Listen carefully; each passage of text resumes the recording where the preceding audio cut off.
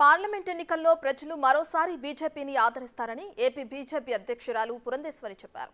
Party సంస్థాగత బలోపేతానికి అనుసరించాల్సిన వ్యూహాలపై సదస్సులో చర్చించామని చెప్పారు. ఏపీలో ప్రజా సమస్యలపై బీజేపీ పోరాటం కొనసాగుతుందని వెల్లడించారు. ఢిల్లీలో జరుగుతున్న బీజేపీ ఆఫీస్ బేరర్ల సదస్సుకు పురంధేశ్వరి హాజరయ్యారు. పొత్తుల విషయం మా పై నాయకత్వం చూసుకుంటారు. మాకు దాంతో సంబంధం లేదు. వారు అన్ని విషయాలు వారి పరిగణలోకి తీసుకుని పొత్తులు ఉంటాయా లేదా అనేటువంటి విషయం మీద వారు నిర్ణయం చేస్తారు.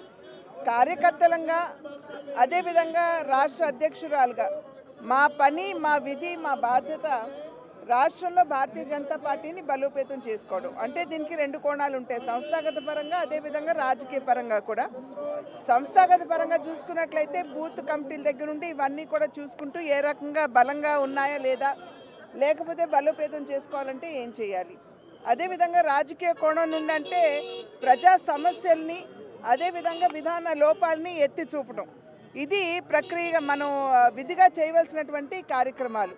దానిలో అంతర్భాగంగానే పంచాయతీ నిధులు డైవర్ట్ చేస్తున్నటువంటి విషయాలు కావచ్చు, అదేవిధంగా లిక్కర్ మాఫియా, శాండ్ మాఫియా, ఇసుక మాఫియా కావచ్చు, మరి అన్నింటికంటే మిన్నగా ఏవైతే దొంగ ఓట్లు రాష్ట్రంలో పెద్ద ఎత్తున ఉన్నాయో వాటిని మేము సెంట్రల్ ఎలక్షన్ కమిషనర్కి పెన్ డ్రైవ్లో రుజువులతో సహా వారికి అందివ్వడం జరిగింది. అంటే ఫేక్ ఎపిక్ కార్డ్స్ని డౌన్లోడ్ చేసుకుని దాని మీద ఫోటోలు అంటించి వారికి కావాల్సినటువంటి వారి ఫోటోలు అంటించి బ్లర్ చేసి ఒక్క తిరుపతి బై ఎలక్షన్లోనే 35,000 మంది దొంగ ఓటు 35,000 దొంగ ఓట్లు ఎంచుకున్నారంటే దీని స్థాయి ఏ రకంగా ఉందో మనం గమనించవచ్చు. అదేవిధంగా అక్కడ ఉన్నటువంటి కమిషనర్, అప్పట్లో కమిషనర్, ఇప్పుడు కలెక్టర్గా ఉన్నటువంటి గిరీష్ గారిని కూడా సెంట్రల్ ఎలక్షన్ కమిషన్లో సస్పెండ్ చేయడం జరిగింది. అది భారతీయ జనతా పార్టీ రుజువులు ఇచ్చినటువంటి సందర్భంలోనే. అదేవిధంగా పోలీస్ ఆఫీసర్స్ కూడా ఇక్కడ అసలు ఎటువంటి అవకతవకలు జరగలేదని చెప్తే వెంటనే వారిని కూడా సస్పెండ్ చేయడం జరిగింది.